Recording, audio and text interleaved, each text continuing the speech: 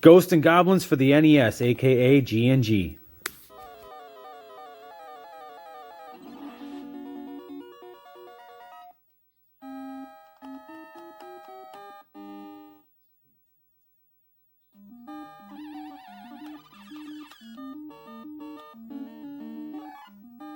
I'm going to be honest, this is going to be a difficult one to provide commentary for because I have a very strong love-hate relationship with this game. And I think that's a good area to start with because it does leave a lot of things open. See how quickly I got the knife there? I hit record before this, started the game, and it took until the clock almost ran out to get the knife. And by the time I got to the halfway point, the clock killed me. So I hit restart and hit play, and look how quickly I got the knife the second time. So, something I should make a point of talking about in this playthrough is the different playouts. Okay, so this game has something I call first turn generosity. As you play through this game, the game is more generous upon your first turn entering an area. It'll always be easier the first time getting there. Or it's depending on what life you're playing, because there are different scenarios to the way everything plays out in this game. I can't really take the time to show it and display it as I'm doing a playthrough now, but in the future I think I'm going to take the time to show many occurrences where things happen differently depending on what man you're on or what variable the game is going to take place in at this point in time. It happens in this level, it happens in the second level with quite a few different things, and in the last level as well, there's a couple things that I really like the way it plays out in certain turns. It's almost like if you like the way it plays one way, you should just kill yourself a couple of times until you get back to that pattern, because that's exactly what it is. Now, most games, and I literally mean like every game besides Ghosts and Goblins, has one pattern. You can go play Contra Hardcore right now and play the bosses. They're always going to have the same pattern. Streets of Rage 2, it don't matter. They're going to have the same patterns. You can learn these patterns, and you can address them every single time you play. Ghosts and Goblins is not this way. Now, I've watched a couple people's no-death runs in the community. Shout out to Maz and Power, shout out to Solid Nate, shout out to Mega Dan. I've watched their no-death runs, and I understand how this game works. And I know that it does favor a no-death run in this game, because there is first-turn generosity. Here's another example of how first-turn generosity works in this game. Sometimes it's a double-edged sword. Now, upon the first time getting here without dying, there's going to be an orc, or a goblin, if you will, on the very bottom. Now, when you die, you don't need to deal with him the second time around. This guy right here. Your second time around, he won't be there. Now, that does make the first run slightly harder, but it still causes all those guys up top to be doing slightly different things that will actually benefit you to get here your first try, opposed to your second turn, and then third turn, and fourth turn. I'm pretty sure this game has about 4 to 5 different variables. I could also talk about those blue birds. Now, those blue birds just don't come in on any horizontal pattern. They can come in on any variable on the screen. And what I mean by that is, you see the lines in the bricks, or even the lines in the ladders? They can come across any area. You think that it would only be about 8 lines. Most games would probably do 5 to 8. This game has upwards 200 different spots those birds can swoop in on in a horizontal line as they progress towards you. If you jump at the right time in the game, you can dictate them spawning. See how that one came in low there? If I would have jumped slightly before that, that bird would have came in higher, because you can manipulate how the AI works in this game to a degree. Now, that's enough complaining for now, as what makes that so obnoxious is that you can't just memorize it. Unless you're willing to memorize 5 different patterns, then slightly different variables. I will say that the AI is not just aggressive in this game, but it's also very smart on Capcom's part. It's also very, very, very cheap. Again, love-hate relationship with this game. I tell you, when you play this game, you almost don't want to put it down. This is a great game. A great game. but it's also a pain in the ass. One of the biggest pain in the asses I've ever played. Learning it is harder than most games because it does things very differently. It does things very inconsistently. Everything will happen. Like that time thing, I had to figure out how to make that time thing spawn. You stand on the ledge, ride it up to the top, but you have to stand on the very, very edge. Even these guys have first turn generosity. Your second turn coming here, they'll be more aggressive plowing into you. And then you can also change how they do things by jumping and stuff. It's really weird. It's unlike any game I've ever played, but that's what makes it so engaging as well. As difficult as it is, it's a difficult that drags you back to keep playing. I want to talk about this screen right here. Now, it's only showing me that because I did beat the level. And one thing I do like about beating a level is that it rewards you with your armor again. One of my very favorite things about this game. But one thing I can't stand about dying in this game is that it's got to take me through the slow, grueling process of looking at that map, playing the little jingle, and getting back into the game. If it was literally 5 seconds quicker, it would make me hate this game less. Because that's the thing, there's a part of me that just really wants to smash this cartridge with a hammer. Then there's a part of me that wants to like polish it off and put it in like a picture frame because this game is a work of art. I beat Super Ghouls and Ghosts briefly one long time ago with my buddy Tom. And then I beat G&G twice. Once with my buddy Tom and once again by myself. Or sorry, it's not... Well, I guess it's G&G. Yeah, it's Ghouls and Ghosts. Ghouls and Ghosts for Genesis. Great games. I think I've grown to love this version actually quite a bit more. I don't know if it's its simplicity. Its graphics are often an eyesore and sometimes strenuous on the eyes the longer you play this game. The frustrating thing about this game, I think, is that it's a game you should play in small doses. Once you start getting angry or frustrated, you should just turn it off. Now, that's counterintuitive because if you're far in the game, you want to keep pressing forward and you want to beat it. But at that point, the game's probably going to start beating you. So, as crazy as it seems is to maybe turn the system off when you've gotten the furthest you've ever got, when you come back, you should be that much better. Now, I wasn't able to do it. I was a persistent son of a bitch. I was given this game and I was excited and stoked and ready to play it. I put in a 7-hour stream of torture where I let myself get my ass whooped. I didn't know anything. I didn't know how to fight those red devils or red armors. I didn't know about the hidden armor. Why it's hidden is beyond me. Oh my god, it makes me so angry. Like, I'm not angry at this moment. I wish I should just play it right now and let this game piss me off so I can express how annoyed I am.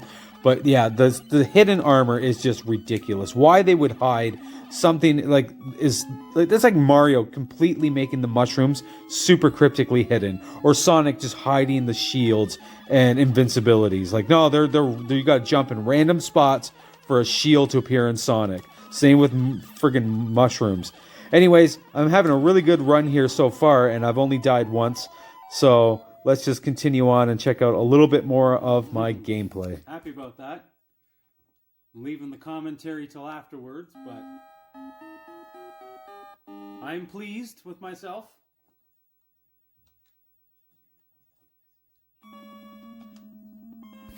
Well, I'm glad Steve that was playing the game is pleased with himself, because it's commentary Steve time, and I really fucked this up.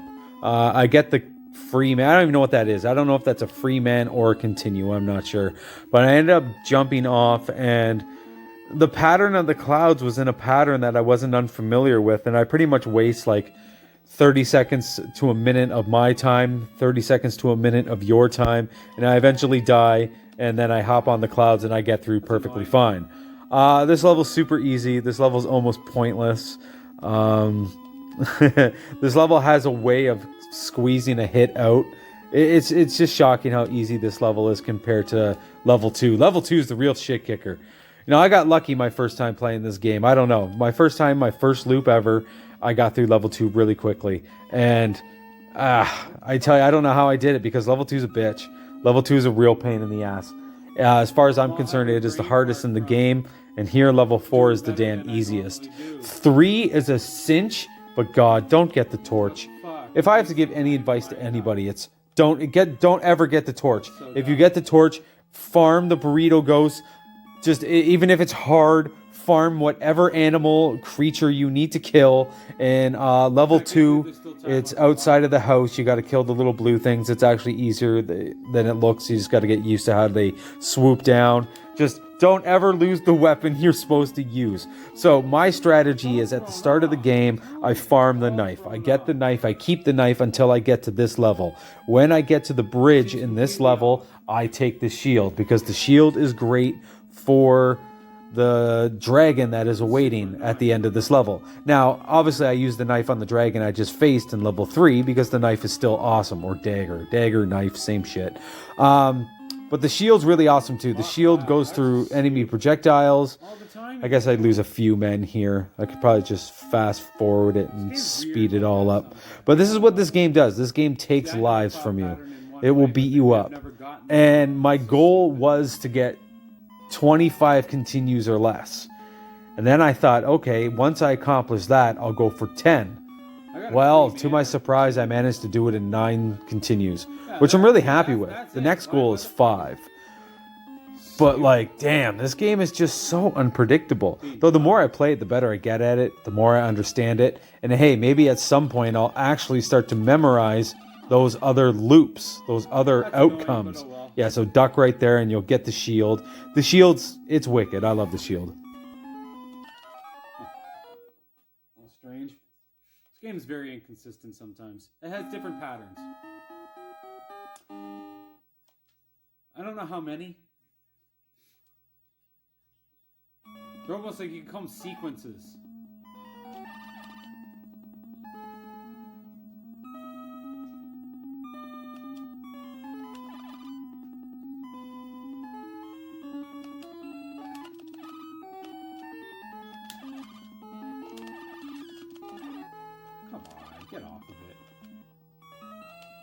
That's a great example of how this level likes to squeeze a hit out of you. Even though I'm getting good and getting better at this game, like them getting those hits off are just irritating, because it's like, no, you shouldn't have hit me there. Like, come on, like, fuck off. It's annoying, because now it's going to make it that much harder to beat the dragon, and then I screw up and die. It's a frustrating loss. And then you got to sit through this stupid long-winded map here. Like, why do I need to see this every time I die? Like, to show you the journey that's ahead. Maybe to give the gamer a breather. But I tell you, I can't stand it. I wish they would shorten up that screen by 5 whole seconds. It's just bloody obnoxious to sit through. It makes it feel longer, man. It's annoying.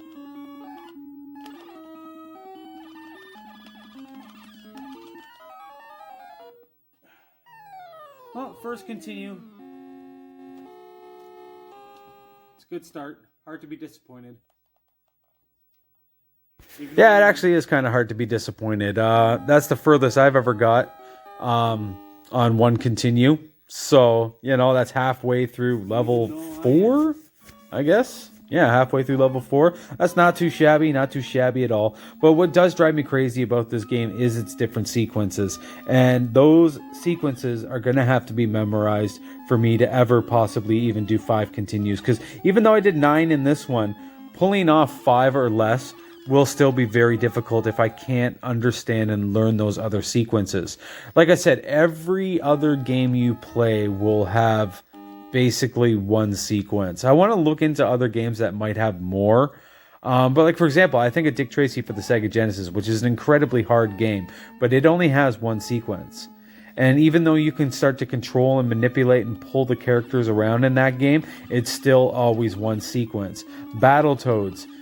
I've only played the Genesis version, but what I played on Nintendo is still over half the game. It's the same sequence every time. You know, the snakes don't do anything different in the snake pit. The enemies are always in the same place, always performing the same moves and same actions. Sure, if you move around, they'll move around with you, but it's always the same. This game has such a different setup with its sequences that it's just, it makes it so tough, and that's the point. So it's hard to complain. It's hard to criticize the game for making different outcomes. Like, one thing I often talk about when playing multiplayer online with people is that humans can be unpredictable. They can do things you would never guess. and that's what adds to the difficulty. So I do say that the AI in this game is not just aggressive and hard, but for them to program 5 or maybe more sequences is genius, actually, for the difficulty. Though very unfair when you're used to playing video games that always follow one pattern. Okay, freak out time. Yeah, that's a fabulous example of how this part in this easy level, this easy ass level, squeezes out a hit. It just finds a way of taking an extra hit from you. I was very annoyed at this point because like I'm better than that, and it's also like it's annoying how the game screws you like that. So look how quickly Continue 2 came there. For non-pros, a little bit tough. I get to that dragon with 2 hits and he's a breeze. But they just gotta squeeze that little hit in.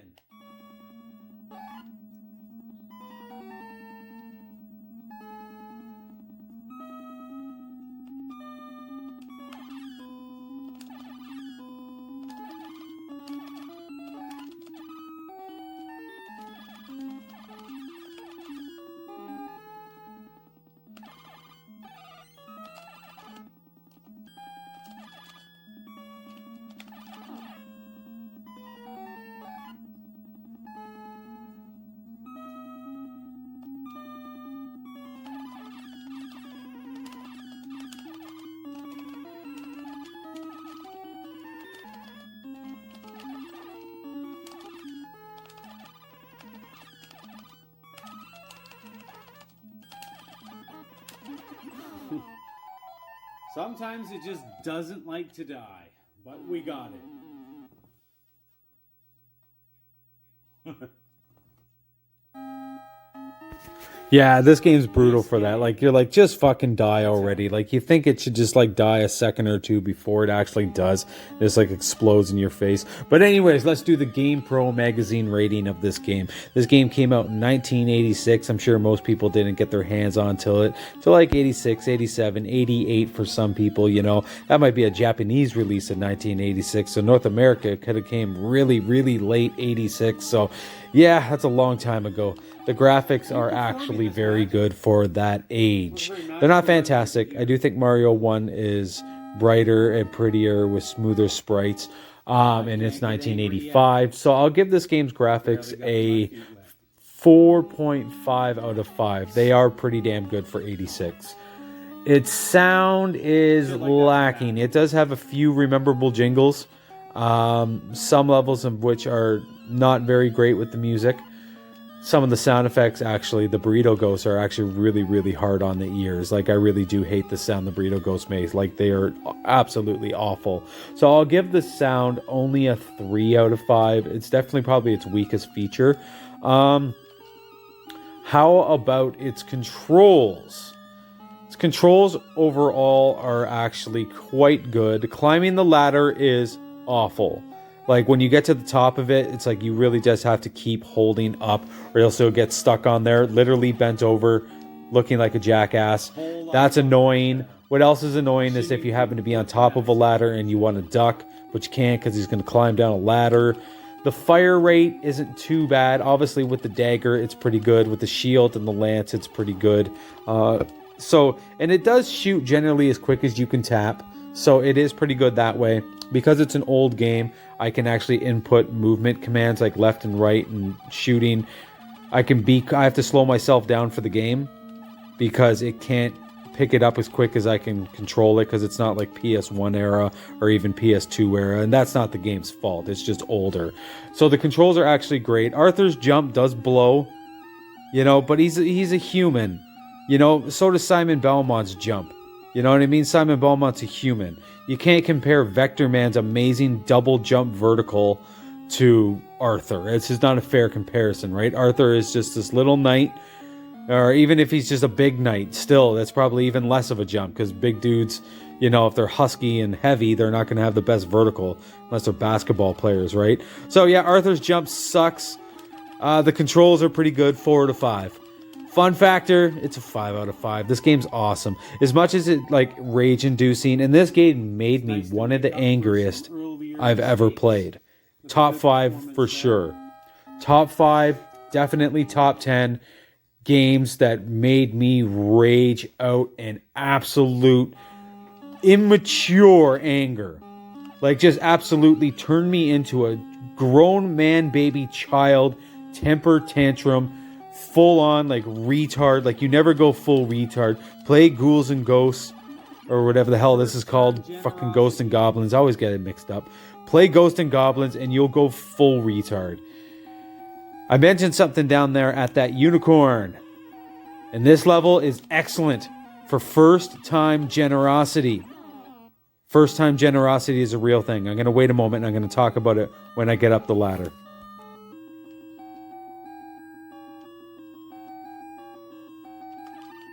Okay, in first-time generosity, getting up to this orc will always happen this exact way. You will always be able to get up to the ladder and kill him. No issues, no problems. He'll always be in the same place at the same time. Every time on first-time generosity. So that's arriving here for the first time.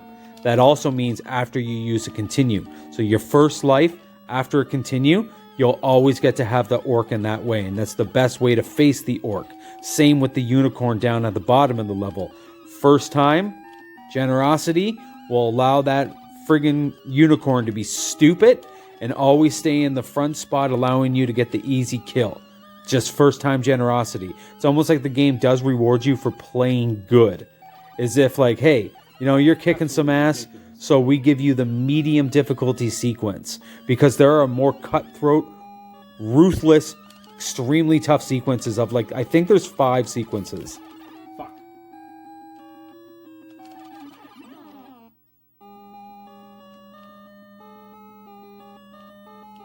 These dudes are literally jabronis. Like, there's 2 of them, and they're almost as useless as red Arams. Like, the red demons, the red devils, the red Arams, whatever you want to call them, they're hard when you're a noob. I hated them. I wasn't sure on how to attack them. I wasn't sure on how to fight them. I didn't know how to approach it because they swoop in a really weird way. And they swoop in a way that I'm not used to dealing with. But these guys are fucking jabronis. Alright, so now we beat the last level in the first loop. We're going to KO the end boss. And we're going to start it up all over again and do one more bloody loop. Fuck yeah. That's a personal best.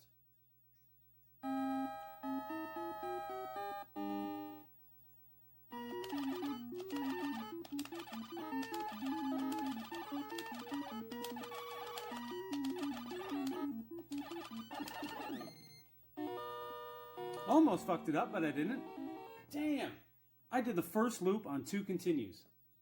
By far personal best. But now we got to get the knife. So we might run out the clock. We'll let narrating Steve do the talking. Game and Steve now will be quiet. Oh, hey, you still here? All right, so narrating Steve is back with the commentary. And, well, I really wish this game would just start you with the dagger. In fact, I wish this game would give you the option of which weapon you could start with. Like, when you're there in the cemetery, they should all spill on the ground, and you should be able to select one of the items and just go from there. Because it's obnoxious that I need to get the knife. Like, that's my strategy. That's what I'm doing, and I got it quick. Sometimes the game's generous. In this playthrough and what you see, my first run, I got it extremely quick.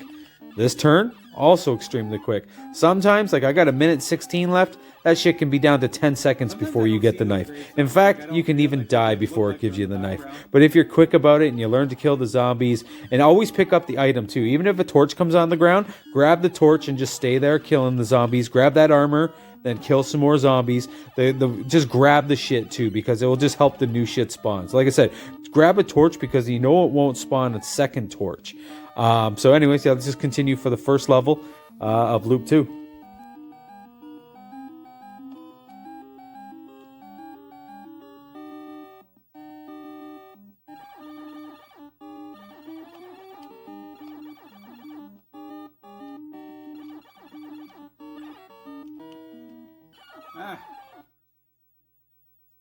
I gotta take the time to master those things.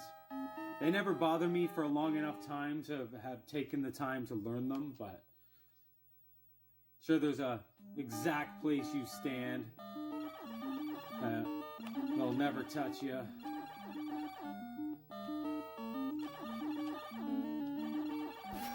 So that makes me want to talk about easy spots in this game. In some way, the easy spots become the hard spots because you don't repeat them very much, so you forget them. And sometimes those easy spots can take lives from you. In the case of those floaty things that come by there, which I still suck at. The next time I play this game, I'm going to get up to them, I'm going to master their movement, can fully understand how they move and how they swoop in and how to dodge them every single time. And then, of course, they'll probably kill me a couple times. So then I'll hit restart. And then I'll do my playthrough the next time I play it. Because, yeah, once you figure out certain little things like that, you're going to get by it every single time. I just haven't took the time to master that. But, yeah, Loop 2 is significantly harder. It does kind of make me want to try a Loop 3. I don't know if I would ever do more than that. Because, well, you've already beat the game. There's nothing else to accomplish. Well, it's number 3.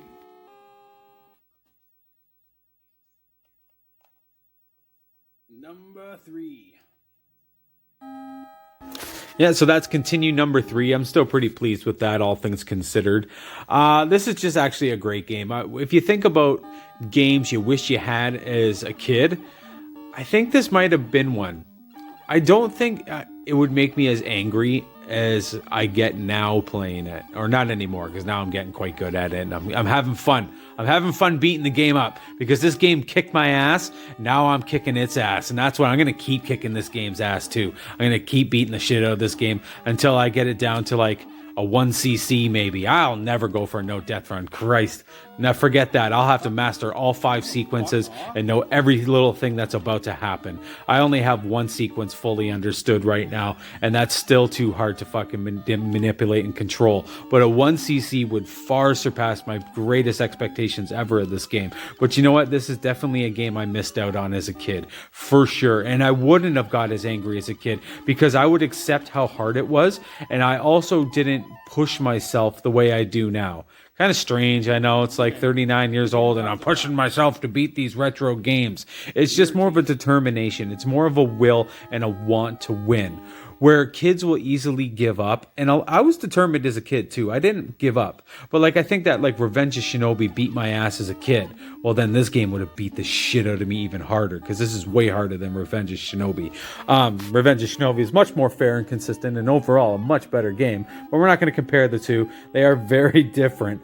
But this is a great game all the same. Like, I want to give it a 5 out of 5 if I were to give it an overall score. I can't, though, because it is very cheap. It does have 5 sequences when it should really have 1, like every other bloody video game. But that kind of makes it unique and special in its own right, too. You know? Not my first time. Some games actually do things differently. They don't always perform the exact same thing.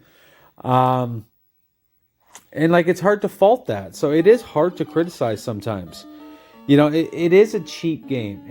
And like I don't want to completely justify its unfair traits because they are.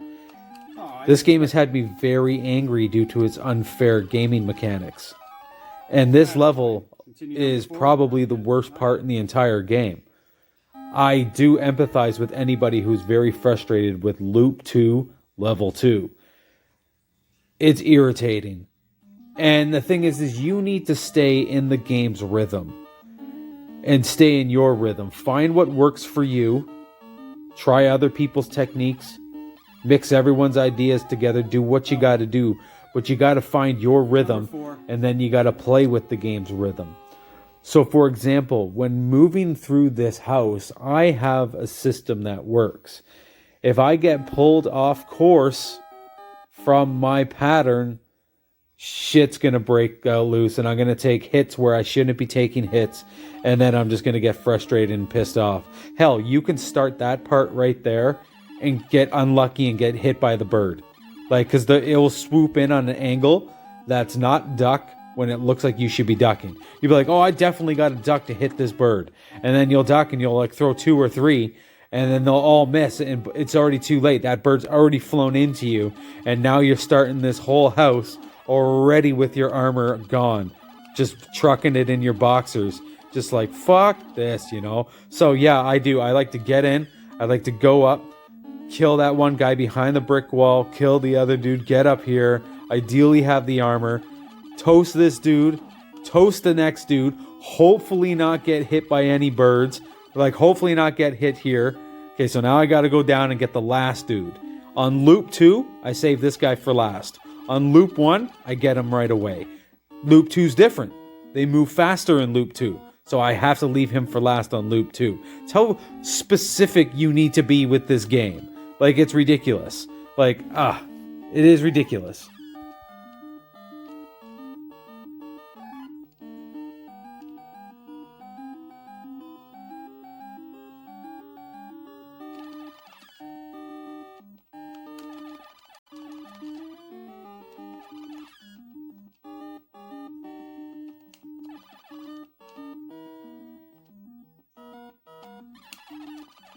You're kidding! That never happens. That's a first. Yeah, as far as I can recall, in my short time knowing and playing this game, that has never happened to me, where I jump off that first platform and instantly shoot to kill that weird little bird. I always kill the little bird. I've never been hit there and pushed back like that. Like, it's just, that's a weird inconsistency. Like, I did nothing different than I've done every other time. And like that's my own fault. Whatever, that's fine. I ran into the red bird. I ducked thinking it was going to be enough room to duck, and it hit me. But that first thing hitting me is really annoying because that's never happened before. And I don't know if it'll ever happen again. Like, every time I jump off there and shoot, I always kill that bird. But not last turn.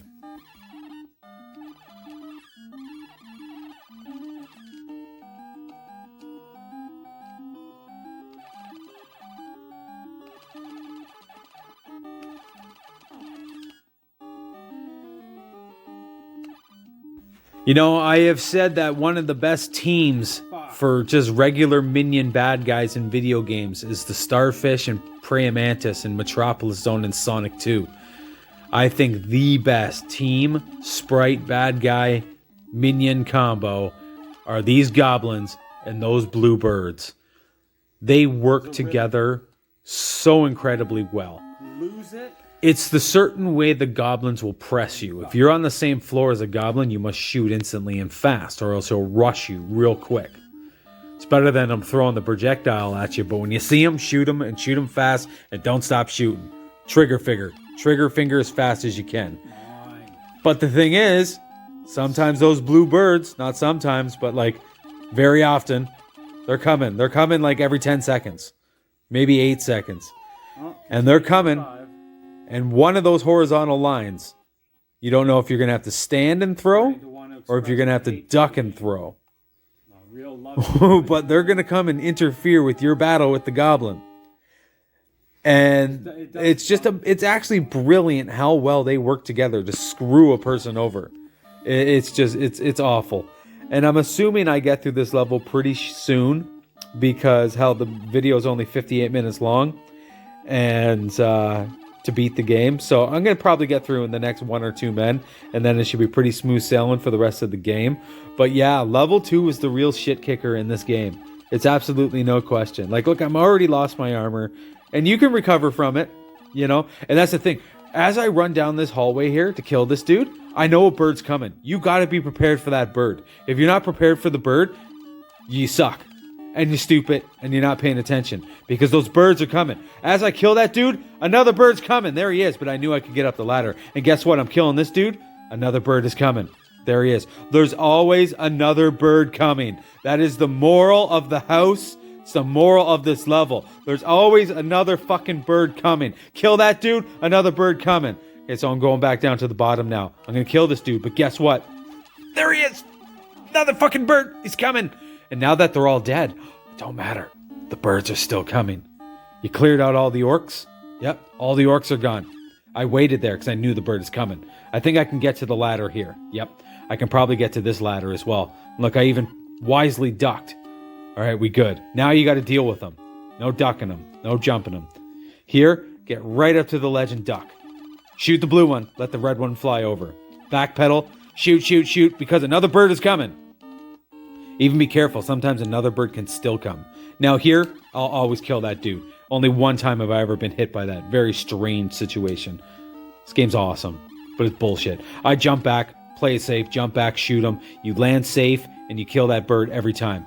I've already spawned the extra time by stepping on the ledge. There it is. Just dodge him. He's not too bad.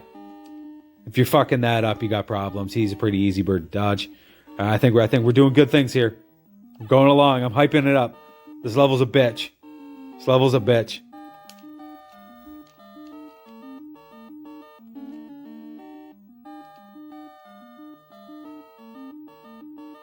Okay, I love this gigantic stretch here, and look at the significant change in the ground. Concrete, grass. So yeah, this is like first time generosity. He kept his distance. I killed this dude surprisingly quick. I don't know, I guess I just get a lot of... I've learned to be trigger happy. Be trigger happy in Ghosts and Goblins. When you're fighting tough enemies, shoot like you're playing a shoot 'em up. All right, not too much time wasted.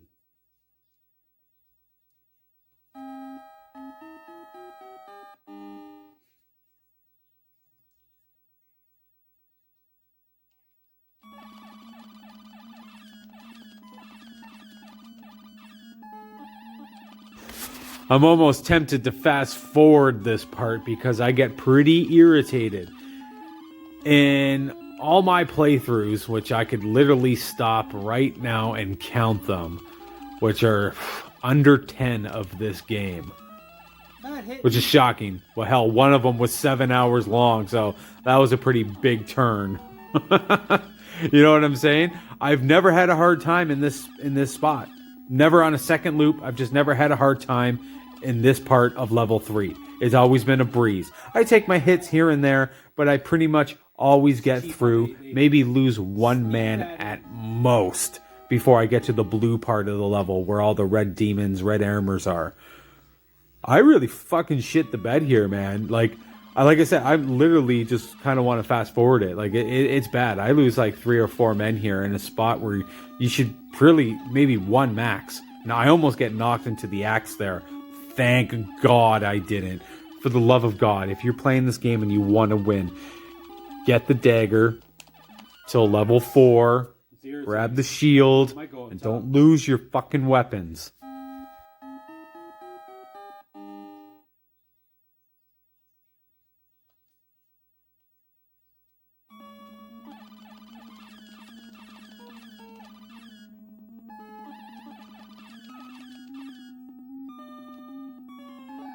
We're gonna go up top. I'm pretty sure going up top didn't work out for me. I just had a real rough go at this short checkpoint, by the way, too.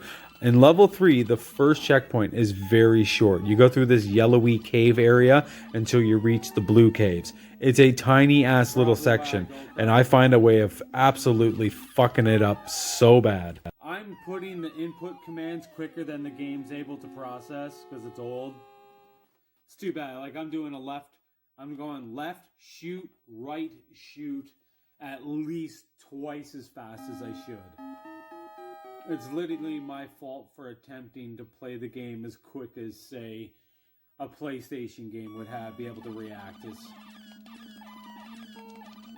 It's not quite good enough for that, unfortunately. So yeah, I'm going to talk over myself here as I bitch and complain that I'm inputting the commands too fast. And well, I am. And even though I'm sounding like an arrogant asshole because I'm like, oh, I'm just doing it too quickly. Well, that's actually a part of the difficulty. I got to learn to control that. I got to actually slow my inputs down. Like I'm attempting to snap left, snap right with a shoot quicker than the game can actually handle. And that's not really the game's fault. It's from 1986.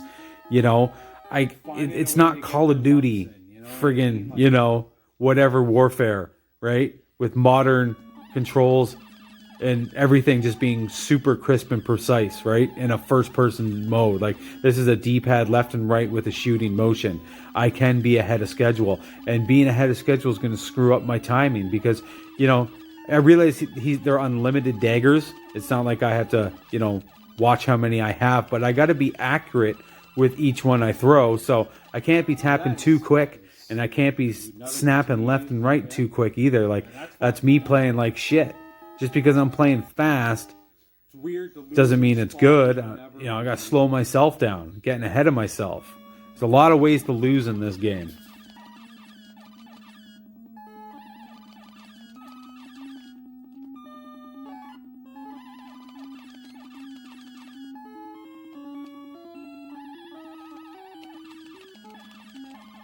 Oh, looks like I gotta go this way now. Yeah, honestly, I should mention it. The torch is right there in front of the rock, so I wouldn't be able to actually make the jump. So I'm glad that there was a ladder there. There's usually always a way of avoiding whatever weapon drops. It's very, very seldom that you're going to be screwed and trapped. Because, yeah, getting stuck with a bad weapon is just like, it's hit restart. For me, it's probably, like, I don't want to say I'm dependent on my strategy, but I like my strategy, and I'm making it work. And I'm getting good at making it work, but I don't ever want to be in a situation like where I'm use torch level 3. I'd rather shoot myself in the face. Torch blows. It is like, to me, the worst weapon in the game. The axe sucks. I think the axe is better still. And I'm pretty sure I smashed through this part of the level first try to make up for all that crappy failure I just showed.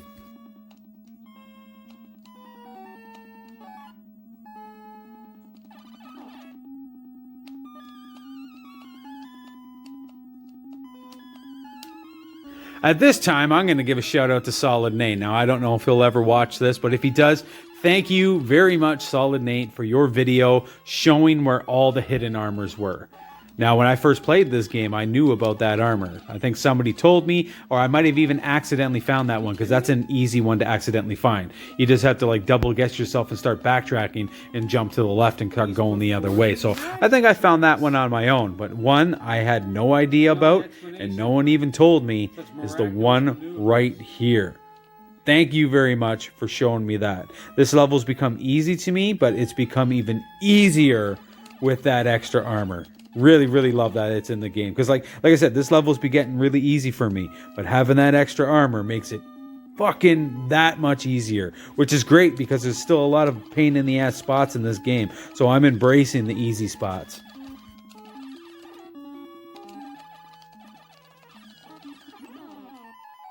If that would have killed me, I would have been pretty annoyed.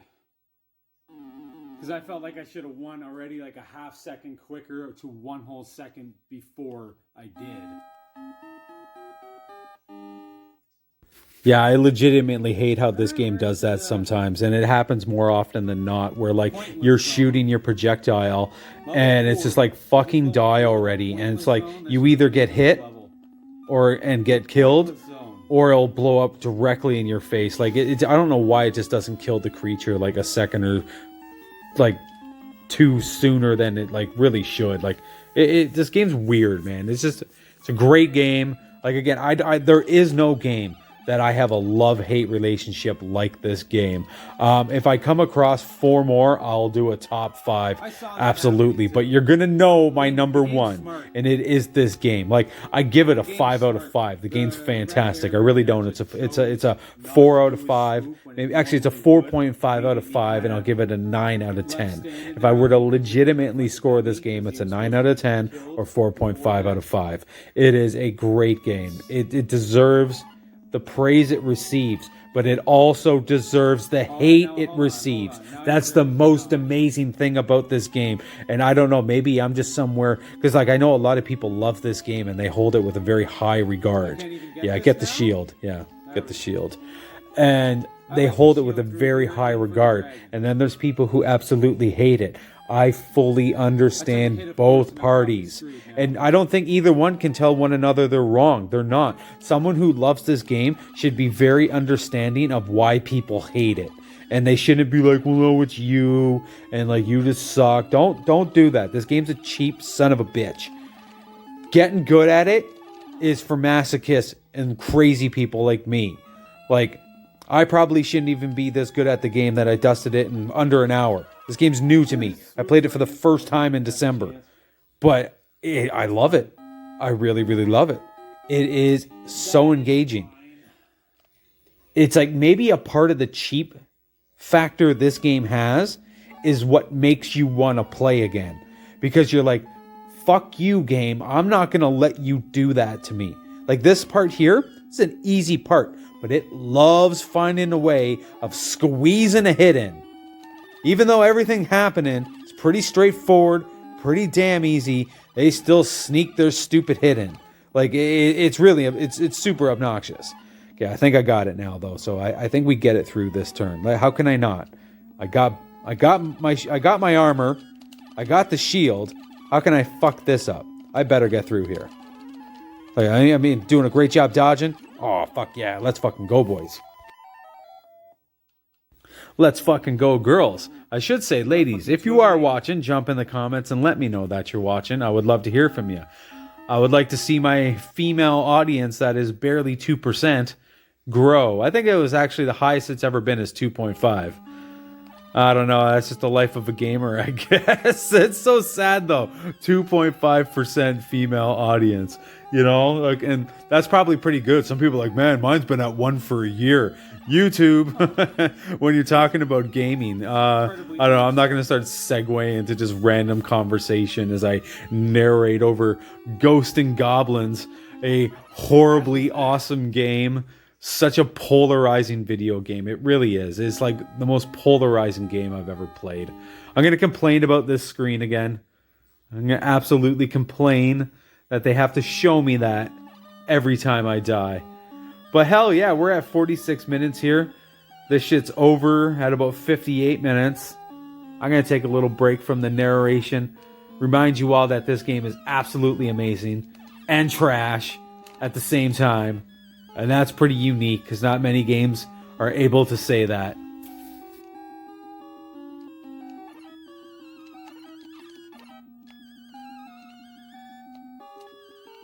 Go away.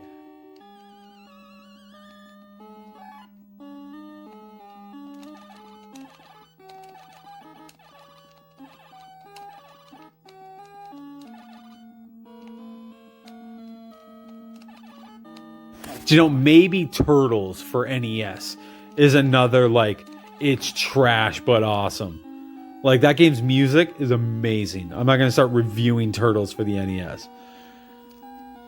But, like, that game sucks, but it's fucking awesome as well. Not like this, though. Where, like, this is legitimately awesome. Turtles for NES is not legitimately awesome.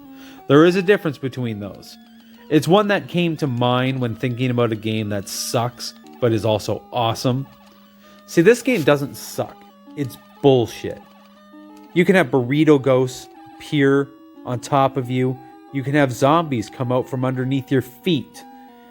It can be a very, very cheap, obnoxious game. Like, again, I can't stress enough that if somebody doesn't like this game, it is justified. But if somebody loves it, it's also justified. Where, unlike Turtles, even though I do very much like Turtles, it's a very cryptic game. Its controls are lacking. The jump is horrible. That's a bad jump in Turtles. I don't know why I'm talking about Turtles. I've ran out of things to narrate. So I'm going to let my fingers do the talking. And I guess I'll just let the majority of this play out. We're pretty close to the end.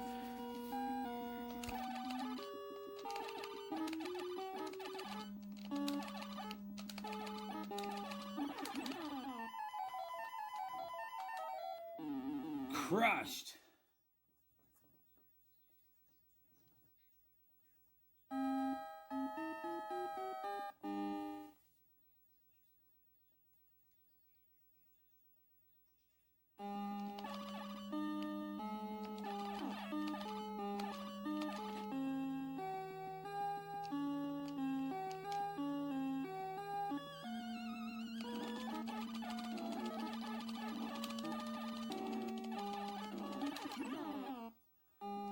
First turn generosity.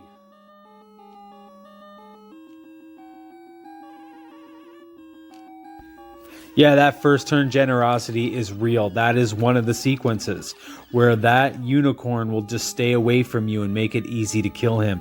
And it always happens with the first turn generosity upon arriving to the level or when starting a new continue. Likewise, I mentioned it in the last loop. Here he is. Because it's first turn, I'm able to perform this. Now watch, I do die on this run. Watch what happens when I get to both those situations, how different it is. Because as I die, it initiates a new sequence and a new game pattern. Makes it really tough to play a game when you got to memorize 4 to 5, maybe 6. Who knows? Maybe this game has 8 to 10 different Sometimes variables he's a with real its patterns player. and That sequences. one in particular.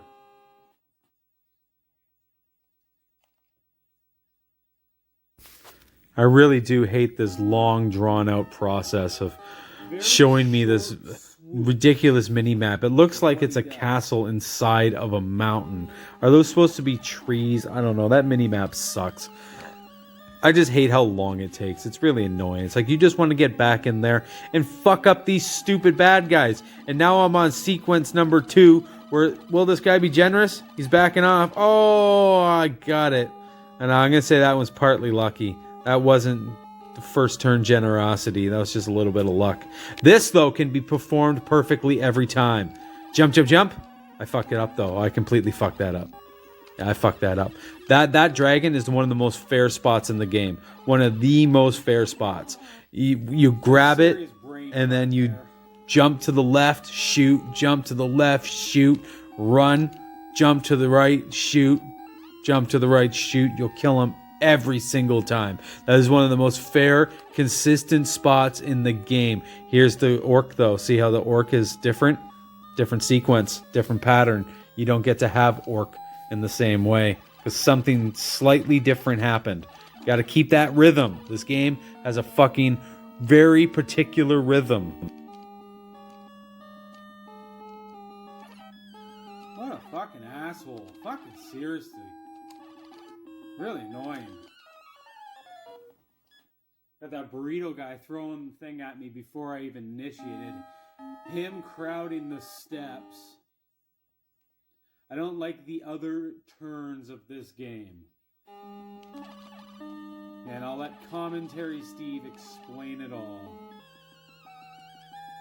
Yeah, I basically spent an hour talking about the fucking patterns and the different sequences, but yeah, and there it is right there. There's a good example of how that time, I could have ran to the right to try to avoid it, but he'd still keep pressing down on me. It's just, it has its variables. There you run 2 blocks away from the gold pillar or whatever. You turn because it will spawn. That, you can do that every single time. That is such a consistent spot. And I love that. But I'm going to talk about the 2 things I hate most in this game. And I'm not sure which one I hate more, but I think I hate Burrito Ghost the most of everything in this game. What I hate so much about Burrito Ghosts are several different things. Okay, not only can they appear right on top of you while you're moving or standing still, they can just spawn right on you. So it's like best to run around in a bit of a panic, just jumping, attempting to spawn them. Try to spawn them so you can kill them. Ideal. Because what else are annoying about Burrito Ghosts? The fucking sound they make is horrible. It's horrible. Horrible. It's so annoying. What else is annoying? They have pitchforks, and sometimes they throw them at you. Sometimes they'll throw them horizontally. Sometimes they'll throw them down on you. Sometimes they won't throw them at all.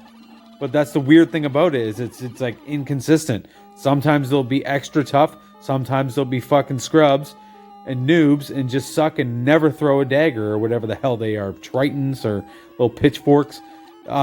They suck. What else sucks about Burrito Ghosts? The fact that they can drop weapons accidentally on you. Be so careful about killing the Burrito Ghost, because if you kill one and it's directly on top of you, it may drop a torch on you when you don't want a torch. So if you're going to kill it, let it get its distance from you. You're better off dying and taking a hit from a burrito than you are killing it over top of you, dropping a basket on you. So if you see one with a basket, it's keep your fucking distance. You're better off letting it kill you than you are attacking it when it's right beside you. Only kill a Burrito Ghost with a basket if you have the distance and range to fuck that son of a bitch up. Fuck those things. What do I hate the second most? The blue birds, or the crows, or whatever the hell they are in level 2. Oh, they're annoying. I'm getting better at them, but I'll hate them for life. Hate them for life. I don't ever see myself liking those blue birds. And I see them in the new game. And let's talk about the new game. The new game looks fucking amazing. Does his run look slow? Does his jump look sluggish? Yeah, it does. because Arthur's jump and run has always sucked. It sucks since this game. It will suck forever. His run and his jump fucking sucks because he's just some regular Joe who's like not even that athletic. Like his jump sucks. And yeah, so his run and jump should suck in the new game. But man, that new game looks fucking amazing. It looks crazy. Really not into being cheated. Crazy hard as well. It looks crazy hard. And I think they've done this on purpose because I think these programmers have seen some of you crazy amazing gamers no death run it. And they're like, what? There's like they between Twitch and YouTube, you can probably find over 100 people who have no death run Ghost and Goblins. That's insane. That's insane. That you can probably, between Twitch and YouTube, seek out at least 80 people who have no death run Ghost and Goblins. You know? That's incredible. So when they see that, they're probably like, alright, you know what? Fuck you dudes. We're making this new Ghost and Goblins crazy hard.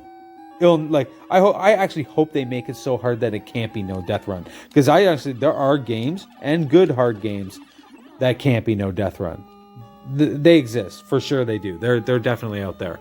And, but who knows? Who knows? There's some special gamers out there that just, it's amazing what they accomplish. Here we go, first turn generosity. This is coming off a continue. Unicorn, great. That guy, great. I think this is a winning run.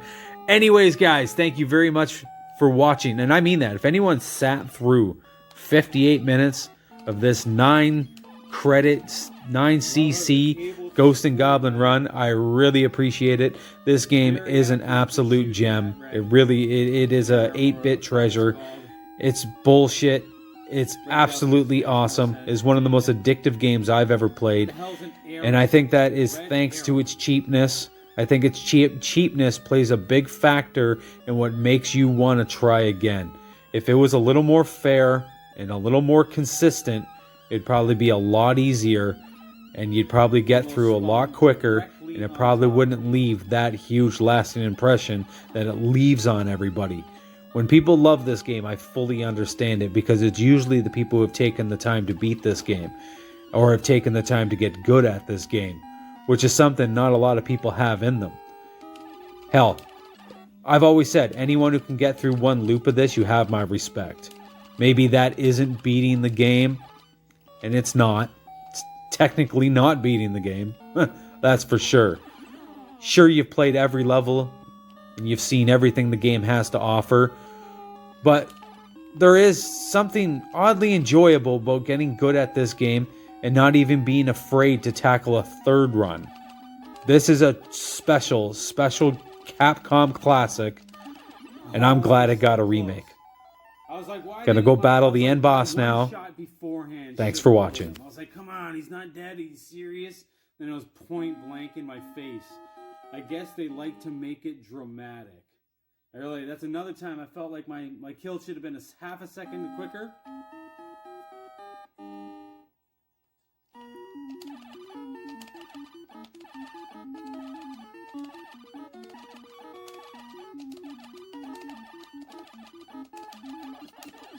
There we go, baby. We did it. 9 continues. The goal was actually 25 with an expected 10 to be like a different playthrough. So, I guess now the next goal is 5. I beat this almost as quick as I beat Sonic 2. I'm happy about that.